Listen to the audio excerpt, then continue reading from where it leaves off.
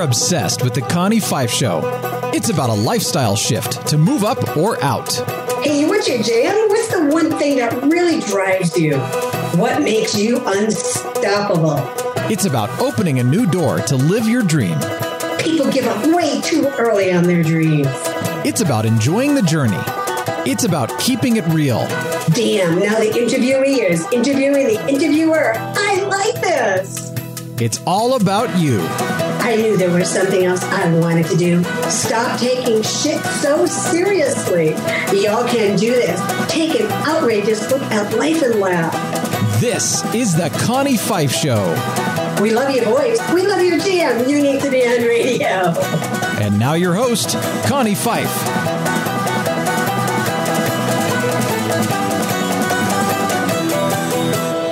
Well, hey there, it's Connie Fife, and you're listening to The Connie Fife Show, and I'm Connie Fife, your unstoppable diva. And remember, if you haven't done so already, make sure you head over to theconniefifeshow.com.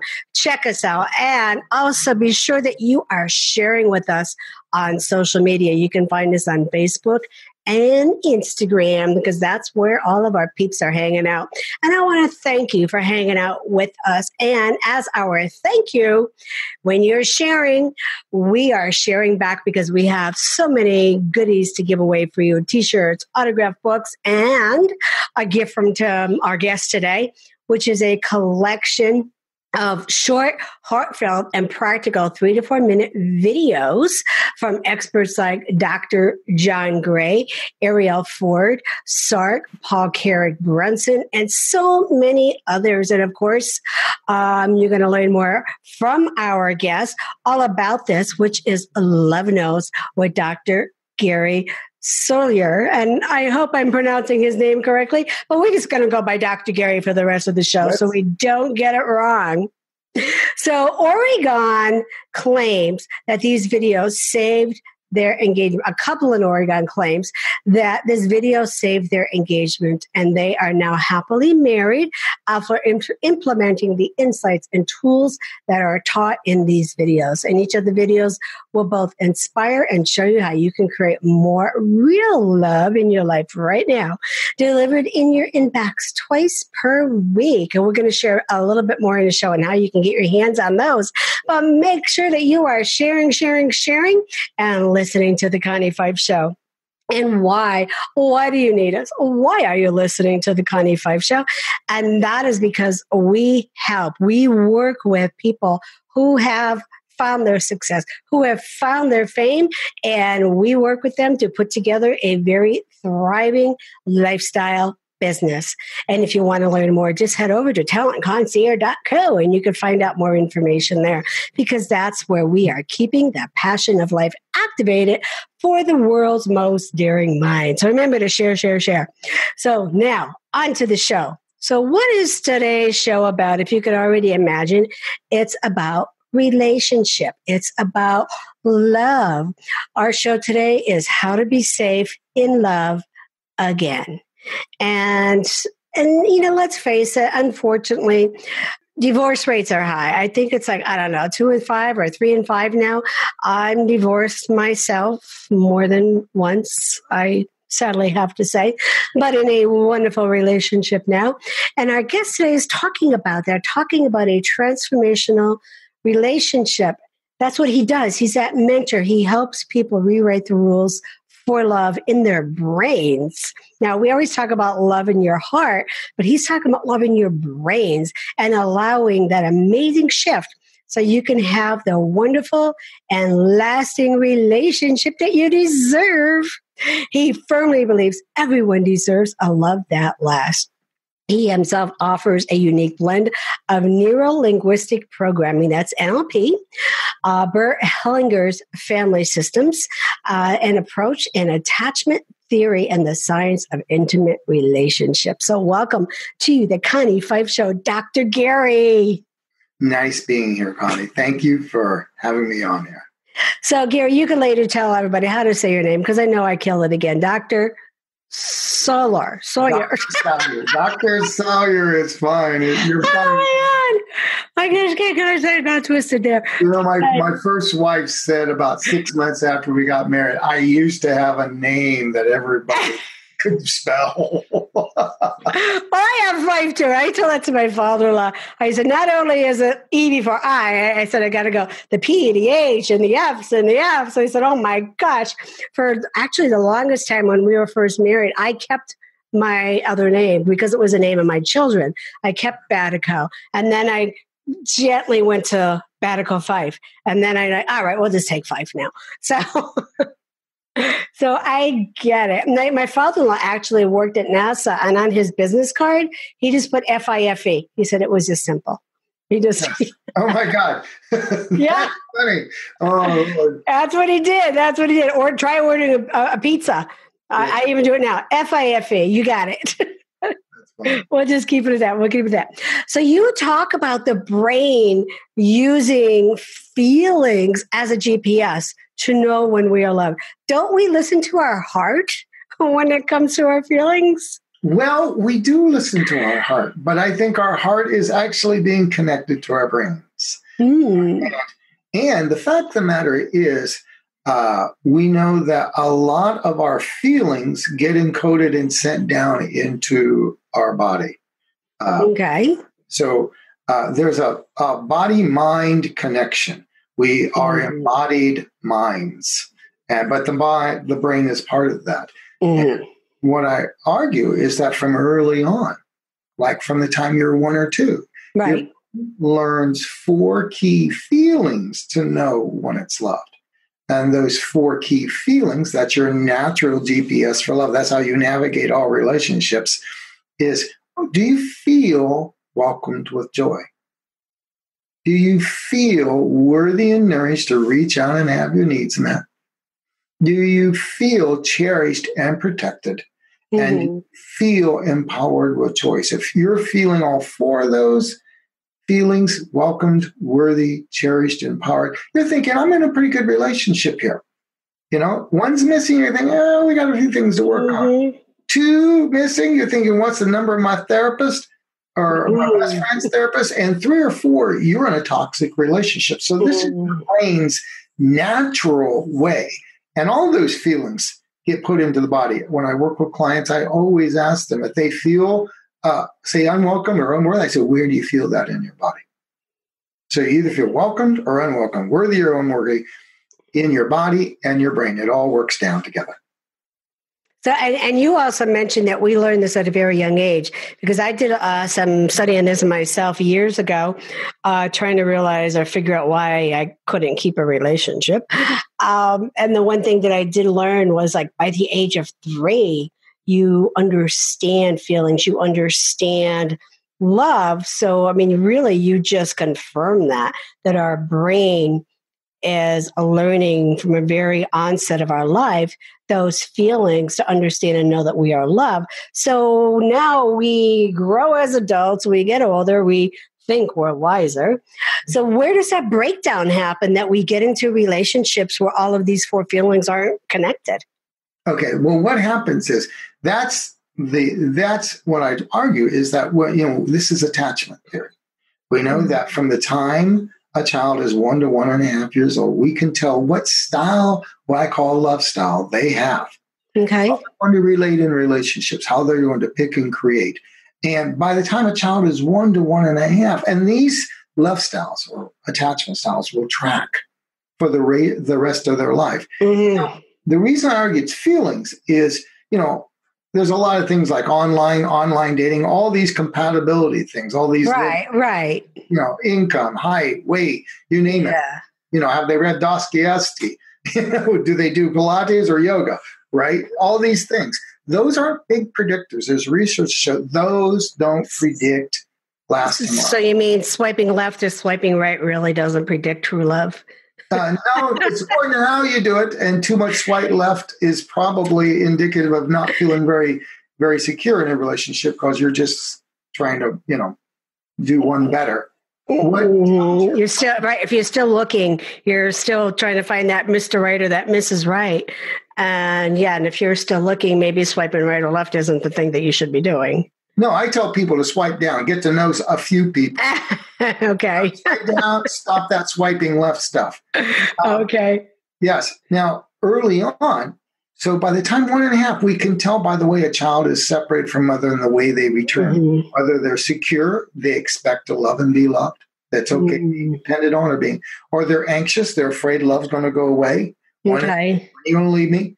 Or they're avoidant. Avoidant is those people that have a flight response. They turn out to be not very emotionally attached. They don't make commitment. They're a Mr. and Ms. unavailable. And they'd rather be distant in a relationship. And that used to be me. And that was me. Yeah. It was just like, oh, okay, you want to do what? Okay, you stay there, I'll stay here, and I'll let you know when I'm ready. So yeah, I totally get that part of it, that personality type. So so how does like you said, everybody deserves a lasting, wonderful love. But I guess it still goes back to and even the way relationships are coming back today. If we could stick with swiping right or swiping down, you have all of these programs out there, eHarmony and Country Match or Senior Match or I mean, like where does somebody really need to go, deserving and finding really that lasting, wonderful love? Okay, let's look at this swipe left and stuff. So okay. To backtrack it, early on in life, we were given what I call reference feelings. The secure baby, who tends to grow up and pick Mr. Right or Ms. Right and creates lasting love, was given 4 key feelings. Welcomed with joy. Oh, so glad to see you. Good morning. Worthy and nourished to have your needs met. It's okay to reach out. They understand your needs and it's okay to ask for your needs. Right. You're protected. You get to have a support net and you get to be protected, a safe haven in their heart and empowered with choice. Now, if you weren't, what happens if you weren't given that? So if you are given unwelcomed or unworthy or uncherished or disempowered, those will also be your reference feelings. And then you opt to be anxious or avoidant because your brain always takes the best deal available. So flash forward. If those are the reference feelings, people will use whatever feelings they have to pick a partner. If they feel worthy, they will find someone who treats them worthy. But if they feel unworthy, they will choose somebody who makes them feel unworthy or unwelcomed. You could put 1,000 people in a room and 999 are certified sweethearts of the world, and one gives you that feeling from childhood, and your brain will take that because it only has the right to feel unwelcomed. So there's 2 things to navigate online. We have to do the deep work and swap out any of those non-secure feelings, right, for the real ones, so you can pick. And then the only way to do it is to go online, go offline, meet people, and see how you feel in a relationship. I just had a client that when they first signed up, they said, jackpot. I go, what's jackpot? Went online, doctor. There you go. Doctor or lawyer, jackpot. And the jackpot made them feel very unwelcomed, uncherished, always standing up for dates. Oh, I'm sorry, I've got him being. It's more. One even said, I just want to watch Game of Thrones tonight rather than being with you. Right? That tells you a lot right there. Yeah, but thinking with a compatibility list, jackpot. Right. But the lottery of love is: did she feel unwelcome? Yes. So that's not secure. When we swapped out the feelings, so she had a feeling of worthy and she was deserved to be welcomed and cherished. The next guy she chooses is not a lawyer or a doctor. It's a guy with an Hawaiian shirt with a little bit of a pudge belly, but makes her feel luscious. That's when she found lasting love. So there is hope. There is hope. There is real hope, even when you're feeling hopeless in those times, that there is really somebody out there for each of us. There is. And it's just navigating using these feelings. And making sure your system is set to only feel these feelings. That's the deep work. It does take some deep work. But if you use those 4 feelings, A little compatibility is fine. We all got a few things, but not a big long list. So you must have been around for me like 15 years ago when I was going through this, but it does take deep work and to really dig down inside of you, because a lot of times what I found, and you could correct me, what I found, it was what was going on with me. Exactly. And that's why I was connecting to the wrong people and looking for that. I used to call it, I was looking for Mr. Goodbar. I'm sorry. Mr. Who? Mr. Goodbar. Mr. Goodbar. Oh my God. I have to remember that, Connie. And I used to say that, and then a movie came out called that. The movie didn't end very well. So I was like, okay, change that. We're not Mr. Goodbar anymore. But yeah, I mean, it really took me, again, a lot of deep work to do that. And you said it's hard, and it can be hard because you're now looking at yourself in a mirror and saying, okay, honestly, let's look at me, what's going on with me. Let's pull out that negativity that's not serving me well, but let's really pull up what is serving me. And then that's when, I know for me, again, you open and you see the world differently around you. And not only that, the world sees you differently. Oh, yeah. Oh, absolutely. The funny thing is I was working with a male client a few years back, and he came in at 38 and I want to find my soulmate, right? Okay. And his first pattern was he was dating 19 and 20-year-old models because he said, no, I'm making 7 figures now. And so I asked him, it's funny. I said, I want you to start going out with some older women, not 19. So he goes on a date, says, I'm going out with an older woman. And then I got this funny feeling. I said, how old is she? He goes, oh, she's 24. Oh my God. Well, so she was older. And he went out with a 32-year-old. Okay. And he says, Mom, she understood my needs. This is And then the real trick, we worked on him feeling unworthy. He kept dating these women that he kept fearing they're going to leave him for a man that makes 8 figures. Okay. No amount of money can undo unworthy. Now that he made 7, he was worried that the guy making 10 million would on him. So at one point in time, he calls me and says something different's going on. We had really worked on him feeling worthy. He says, the women I'm attracting are different. He says, I've always attracted the drama queens. He says, now women who've got their stuff together are attracted to me. And that's never happened. What's going on? And I said, these women who have their stuff together know they're worthy. And they could feel that you would never make them feel worthy because you didn't have it in you. But now that you feel worthy, right, the secure will pick you because the secure tend to pick the secure. Now that we've got you having more of a secure love style, right. And so it changed not only who he was attracted to, but who was attracted to him. It was like an eye opener. Just one feeling worthy, changing that so he no longer was running unworthy, changed not only who he dated, but who wanted to date him. Date him. Absolutely. Because when you change, people will see you differently. Exactly. That we believe that, but people will definitely see you differently when you are acting differently. Let's take a really quick break, and when we come back, we're going to hear more from Dr. Gary, and I'm going to remind you about that special gift that he's giving away, and you want to grab your copy today. So stay tuned. Be right back. The Connie Fife Show is heard everywhere. You can find The Connie Fife Show on most of your favorite networks. It's time to now recognize and thank our major networks for all of their support. In the house, we have Conscious Business Radio, C-Suite Radio, Transformation Radio, iHeartRadio. We are also heard on Google Play, Apple, Radio, Stitcher, and so many more that I just can't keep up with them all. I'm Connie Fife, your unstoppable diva. Learn more about our gym and how we can work together at my fancy schwanky website, ConnieFifeShow.com.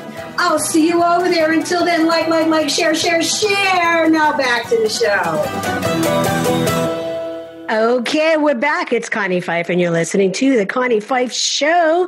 Our unstoppable guest today is Dr. Gary, and Dr. Gary has a gift for you. He is giving away to you a copy of Love Notes with Dr. Gary, a collection of short, heartfelt, and practical 3 to 4 minute videos from relationship experts delivered to your inbox. Not once, but 2 times per week. So you want to grab your copy today by heading over to Gary, GarySalyer.com. I wanted to spell that Gary, so I had it right. Gary. Okay, so Gary, so this is a bit of our hot seat right now. And we talked earlier before about how we are all unstoppable together. And that's something I truly believe in. I've been using the term unstoppable, oh gosh, a lot long before I've been doing this, and I've been doing this for 12 years. But then I come to realize that we are all unstoppable together. It really, truly does take a village. So for you, why are you unstoppable? In my opinion, why I'm unstoppable is I truly believe in myself, and I know the universe is a huge we. I have a right, what I call in the book, a right to separate and belong. It means I have a right to belong. And there's always support out there. Even how I wrote the book, everybody showed up at just the right time to help me write this book. I learned to trust that if you're out doing a good thing in the world, not just you, you're not out there doing the Lone Ranger thing or the Marlboro Man thing. The universe wants to support you. Yes. And I bank on that. I know I'm worthy of that support. When I need something, the universe shows up because I'm doing something on behalf of the universe. So if you realize how much belonging there is in life and how much support wants to support you, that's if you feel worthy, mind you. If you have that feeling, life shows up differently. Yeah, I mean, the universe will show up for you. You just need to show up for it. Absolutely, absolutely. So there's so much going on in the world today. What do you believe is the world's greatest wound?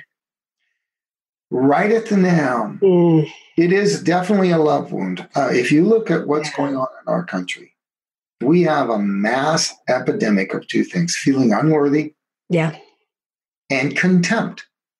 And I don't want to get into too much politics, but I know social media. The political rhetoric on both sides, there is contempt. Now, we know that in couples, that the presence of contempt in a couple, the couples research tells us, is a predictor at 94% that couple will break up.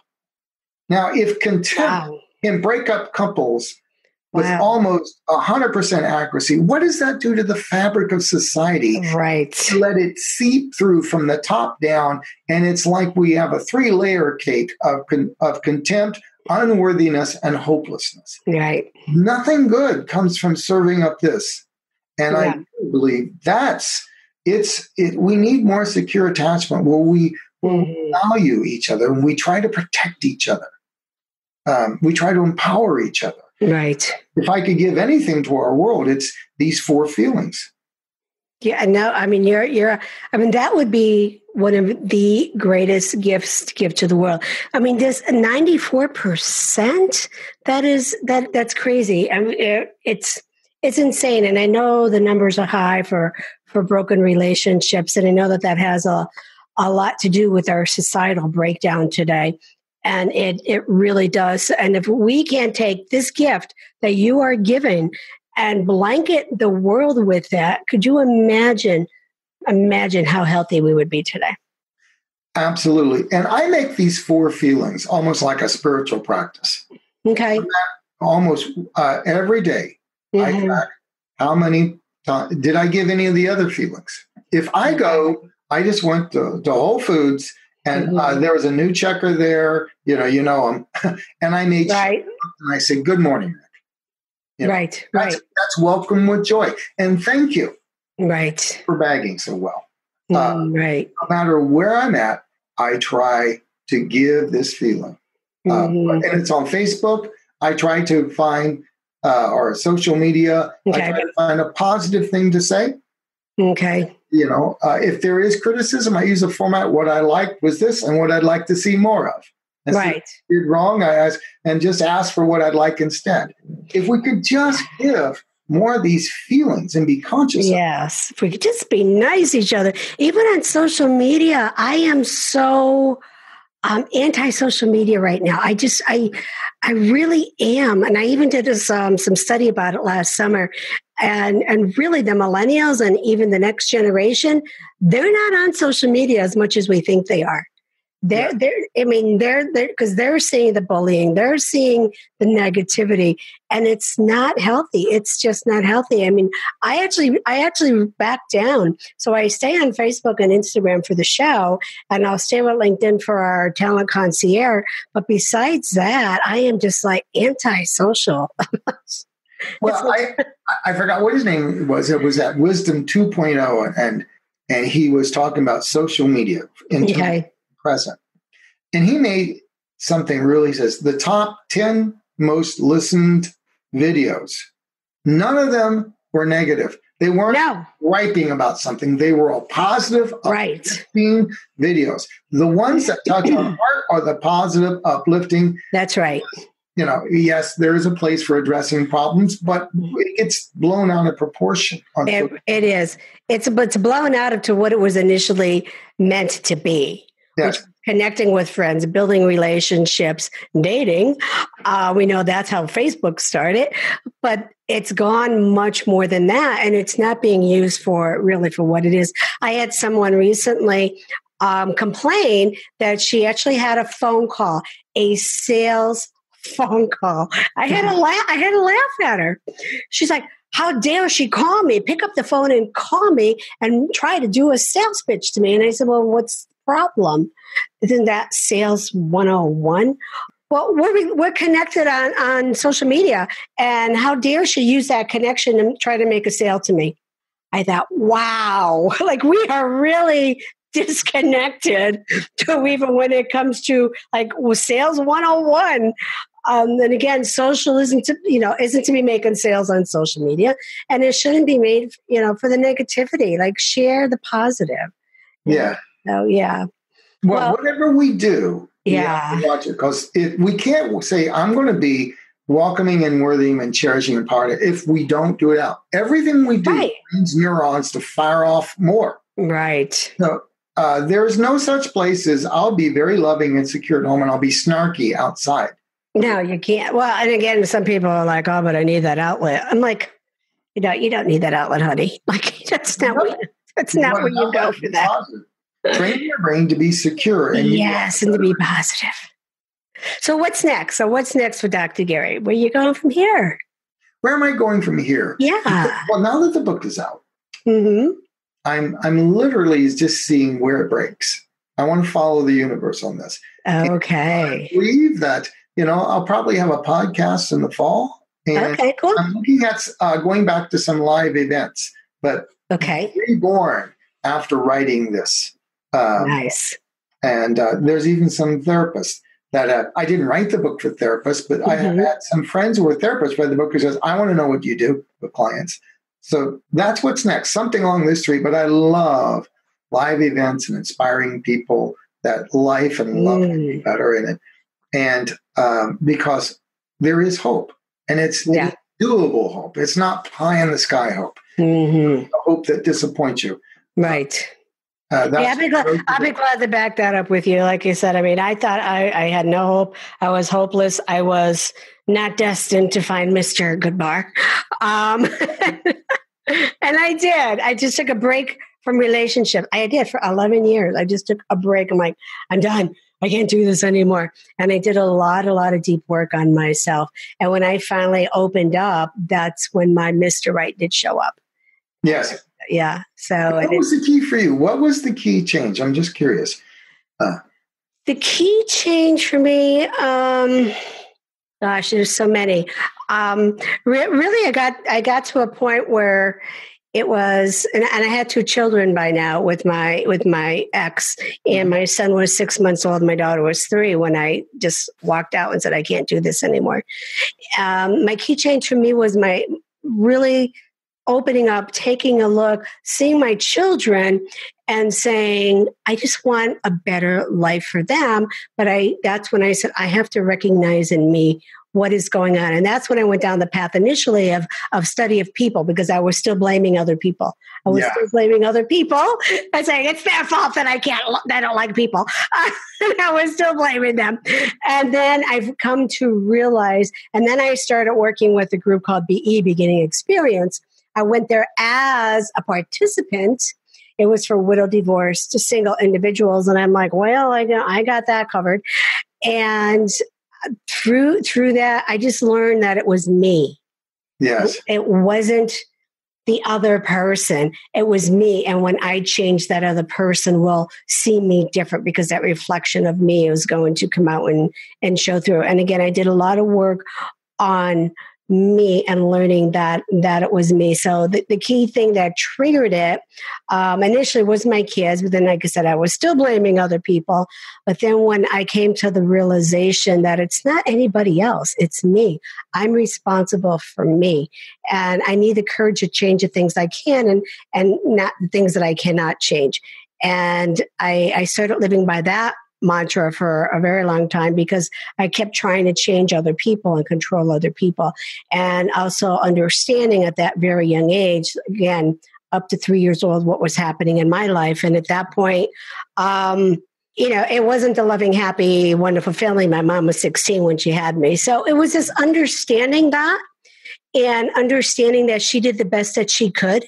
And that we're all people, we're all human, we're all individuals. And there is no way, it is not healthy to put the blame on somebody else. You have to start with you first. Exactly. And I'm preaching here. Exactly. The thing is, the brain always takes the best deal available as a little one. That's right. And you're going to point the finger someplace else before you look at yourself. A lot of people who have an avoidance style, and that's what you described earlier for yourself. Yes. Being a part of a we wasn't the safest deal. Either it was not worthy, or it didn't make you feel, or maybe there was abuse or whatever. At some point, the brain says it's better to be separate. Right. I had a borderline mother. You didn't want to be a part of that we. If there was too much chance of getting knocked against a wall. Mm-hmm. But when being distant, right, belonging equals safety. Then when you get married and your wife or your husband wants to belong, that safety becomes the issue. It makes it right. It makes it very difficult. And that's what was happening, with my first couple of marriages.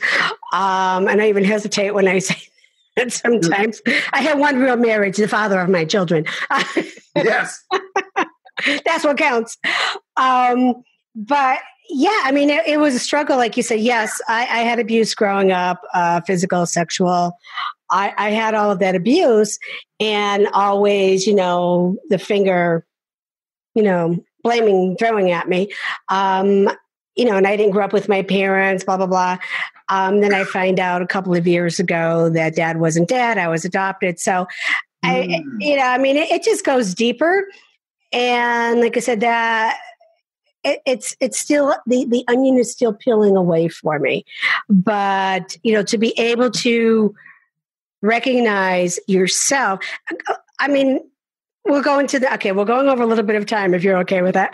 The Me Too movement. I am an advocate for beyond Me Too. And I've been accused of, I've gotten that negativity, those negative, love letters, saying, well, then you were never abused. You don't know what it feels like or understand. Honey, I could write the book on that. But what you have to do, you have to realize that if you stay stuck in that place, you're never going to move forward. You're never going to have a relationship, and you're never going to be happy.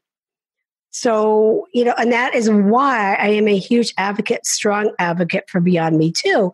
And when I seen that you were coming on the show, I said to myself, don't go there. No, this is what, 50% of my clients who are have been molested or raped. Yes. And it's a high number. The statistics say 25% of self-reported data. Most therapists say you can double it, and you can double it. It has mind-blowing repercussions for a woman. I mean, And it's also, I have men who have been molested or raped as well. Now, the thing is, though, there's a difference. It's whether the abuse becomes identity level. Right. One thing to say, I am a rape survivor versus I have survived. Correct. Because when you say I am, this becomes a statement of identity. And the funny thing about identity is we always want to repeat some element of that experience in order to confirm who we are. And so it tells the brain how to create more experience, either in not necessarily actually it having, but having the feelings of it going over. And in order to free yourself, you have to work through the past pain, but also the identity. So the only thing that I look at in terms of the Me Too movement, it's legitimate, it's overdue, but you've got to watch the identity, not owning you can own the pain and rework it, but don't own the identity based on pain. Right. Don't allow it to become your identity. And that's what happens. And it comes back. And the one thing that I've decided to do, and this has been coming for a while now, I've decided that I am writing a book on it. It's because I have 7 business books, but this has been my hardest and most challenging book to write because I'm now writing about my story. And what took place. So that's why it's been a lot more challenging. But I don't want to write it in the place of I'm the victim. I want to write it, where this happened. Now let's move beyond. And this is how I was able to become the CEO of Girl Scouts in Pennsylvania. This is how I was able to become the director at the U.S. Chamber, because I was able to work through that. I mean, you can't which I did for years, I just put it to the side and just let it like sink real deep down inside of me. That didn't serve me well. When I was able to bring it and allow it to flourish, and I got to talk to my mom about it before she passed, and I promised her I wouldn't write about it until after she passed. So she's gone a couple of years now, so I think it's time I could do it. It's important to change your story. This is yes. Attachments. One of the biggest finds in attachment theory, and it came out in the 80s, was they found out that the way a parent told their story, whether it was told in an anxious, avoidant, or secure way, and most times the anxious or the avoidance often have a very victim story, that predicted the children's attachment with 85% accuracy. And you can track that for 5 and 6 generations. How we tell our story about ourselves tells our brain how to create more experience. The function of memory is to predict the future, not to tell the past. Right. So all my clients, if they tell a victim story, at some point in time, we find a way to tell that in a more uplifting, empowering, secure way. Right. How do you move from victim into, what does that look like for you? There's all of that. How do you move into, and like you said, change that story? And for me, I believe that I have changed the story for generations of my family in the past. So I'll be sharing more in my book. I don't want to give too much away there, but this has been a phenomenal conversation. Dr. Gary, I just want to thank you for being here. I love our conversation. It has been most uplifting. Thank you for having me on your show. Oh, thank you. Thank you. And again, remember everyone, grab the book, grab the information, love notes. Just head over to Gary Saylor. I'm saying your name. GarySalyr. Gary, say your name. Gary Salyr, and Gary Salyr, Salyr. And just to let you know, the book is on Amazon too. The book will do a lot. It's Safe to Love Again, and it's getting some rave reviews. Wow. It's Safe to Love Again. Grab yourself a copy. You don't want to miss it. Head over to the website or head over to Amazon.com. Just grab yourself a copy. And Dr. Gary, I'm going to ask you to send us an autographed copy here so we can give it away to one of our listeners. Oh, I certainly will. Love it. Would love it. Love it. Love it. An autograph copy. Okay. Yes, we want an autograph copy from the author. Yes, we have a collection of goodies, and I would love to add that there. So, okay, that's all we got for today. I know we've gone over on time, but you know what? I love our tribe. I love our family, our members. You continue to stay with us each week. You come back week after week, and I want to give you as much information as we can to help make your life better, to enrich your life. Because remember, we are here for you. We are unstoppable together. And remember to share. So you get one of our amazing autographed giveaways. Every one of our pieces of giveaways have been autographed by the author, the entertainer, the athlete, all of the folks that we represent in Talent Concierge. We have goodies from them that we are always giving away. So if you want to be heard, if you want to be seen, you want to be advertising on the Connie Fife Show, just head over to ConnieFifeShow.com for details. Now, a word from our advertisers. So this is Jade and Winona, better known as the Ladies and We Thought Ladies. They are the publishers of the 25 hottest authors, artists, and advocates, and Mawa is their centerfold in that copy. So grab yourself a copy. Just simply head over to andwethought.com. And it's because of these ladies, they had recommended me for the Andy's Authors Award. It's like the Emmy Awards for authors. And I am a finalist coming up here in 2019. So I'm so excited about that. And also our Talent Concierge. If you haven't checked it out yet, you want to head over there because this agency works with our talent. We work with those folks who have achieved their success and really want to take that fame and turn it into a thriving business. That's exactly what we do. So call 800-863-1771 today to schedule a discovery call and learn if you qualify to be represented by the Talent Concierge. You could also visit talentconcierge.co for details. So again, what we do, we business coach, mentor. We have a Masters of Talent Roundtable. And as a little cherry on top, we get you scheduled, we get you booked to speak, we get public relations, media gigs, and also work with you to get some influencer opportunities for all the work that you've done. We want to give back to you. So give us a call, check it out. And I will leave you with this simple, very powerful thought on relationships. A strong relationship requires choosing to love each other, even in those moments when you struggle to like each other. That comes from the love bits. You're listening to the Connie Fife Show. And if you like what you're hearing, make sure that you are sharing and subscribing with us on iTunes. Until next time, activate your power and keep the passion of life activated.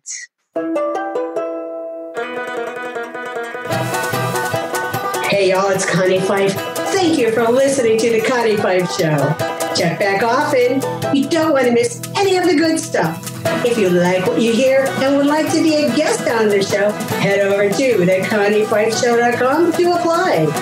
While you're there, check out our amazing advertising opportunities that will put you right in front of your perfect client. I will see you over there. Do yourself a favor this week. Activate your power and be unstoppable together.